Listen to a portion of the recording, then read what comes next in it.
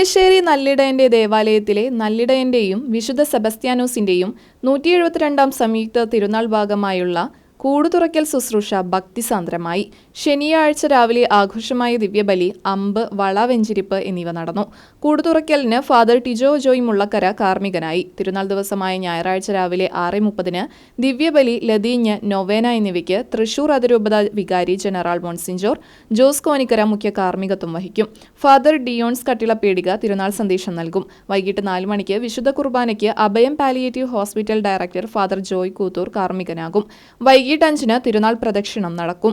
May 5-ന് തിങ്കളാഴ്ച മരിച്ചവർക്ക് വേണ്ടിയുള്ള ദിവ്യബലി, ഒപ്പീസ് എന്നിവയുണ്ടാകും.